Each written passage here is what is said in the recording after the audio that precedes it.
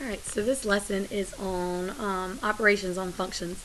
It's not too bad, so let's just get right in. I would write these notes down, these two examples. We're going to do all these operations on f of x and g of x. So this first one just says, let's add them. Let's take f and add it to g. So I'm going to take 6x minus 8. I'm going to add it to 2x plus 3. So adding means combining like terms. So 6x plus 2x gives me 8x.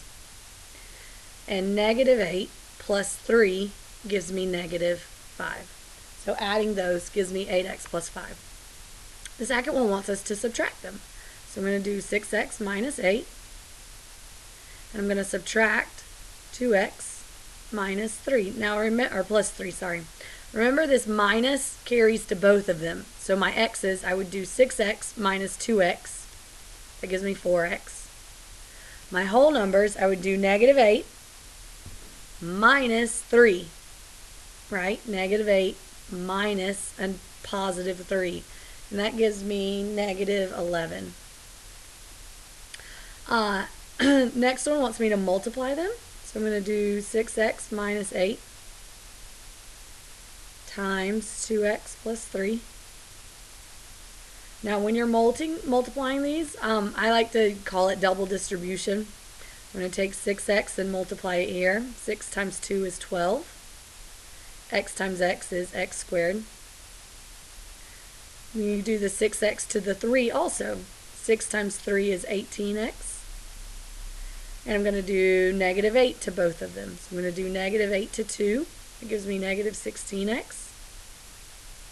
I'm going to do negative 8 to 3. That gives me negative 24. Now I can combine my x's. So final answer for multiplying them is 12x squared plus 18 minus 16 is 2x. And then minus 24.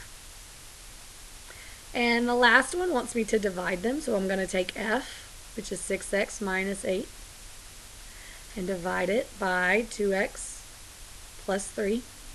Now the only thing, you can't solve this, so the only thing I really want you to do is, you know that the denominator can never equal 0.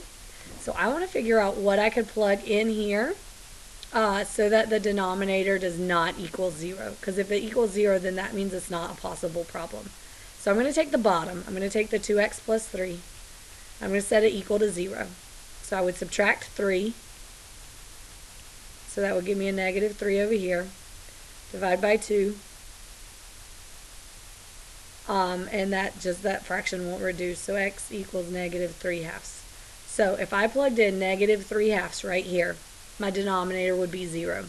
So your final answer for this division problem is what I have written right here.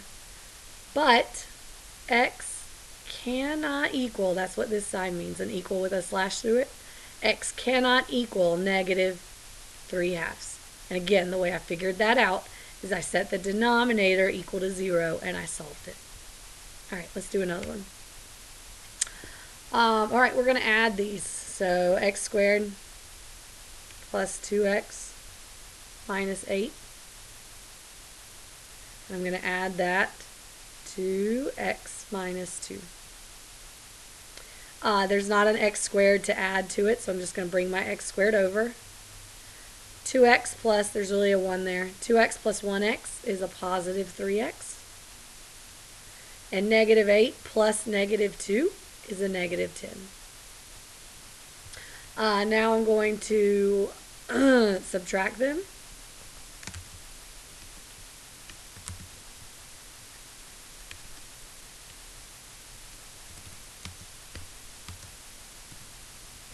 So I'm going to subtract these. So again, there's not another x squared, so I'm just going to bring my x squared over. 2x minus 1x. 2x minus 1x is a positive 1x. And 8 minus negative 2, well, minus negative turns to plus, so negative 8 plus 2 is a negative 6. So that's my answer for subtracting them. Multiplying them.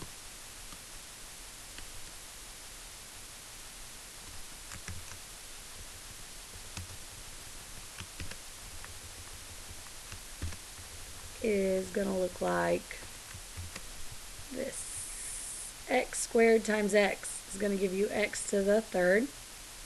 X squared times negative 2 is going to give me negative 2x.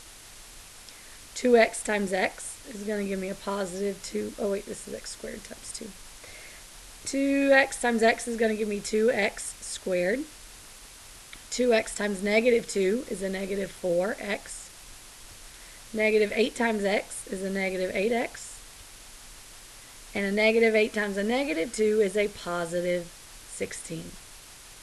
Now I need to combine like terms. There's not another x to the third, so I'm going to bring this down. I can combine these x squareds. Negative 2 plus 2 is nothing, so those cancel out. Negative 4 minus 8 is negative 12x. And then we're going to end with a positive 16. So that's your answer for multiplying them. Dividing them, remember you do your numerator, which is x, or your f, x squared plus 2x minus 8, divided by your denominator, which is x minus 2. Now, on these problems like this, you have to be careful, because sometimes if it's a quadratic, if your top is a quadratic, it'll factor. And in fact, this one does factor to an x plus 4 and an x minus 2. If you multiplied those out, you get x squared plus 2x minus 8. And on the bottom, I still have an x minus 2, right? Now look, what's on top and bottom that I can cancel? That x minus 2. So I can cancel those out. So my final answer is x plus 4. But remember, same rule as before, even though that x minus 2 canceled out, it still can't equal 0. So I've got to do x minus 2 equals 0. So I'd add 2 to both sides. And x equals 2. So if I plugged in a 2, that bottom would be 0. So I still have to include that x cannot equal 2. Okay, so your division, this would be your answer. I think you got the hang of these. So we're going to move on to Fogg and Goff. So what this means is f of g. So I'm going to take g. Okay, I'm going to take this equation. And in f, everywhere I see an x, I'm going to plug in g. So I'm going to rewrite f. F says 3, and then an x plus 4. But instead of x, I'm going to plug in whatever g is. So g is negative 2x minus 9. So I took this, and I plugged it in right there for x. And I'm going to bring down my plus 4. Okay? Everywhere you see an x, you just plug in g. Now I'm going to solve this. So I'm going to distribute. So I get negative 6x. 3 times 9 is 36. And bring down my plus 4.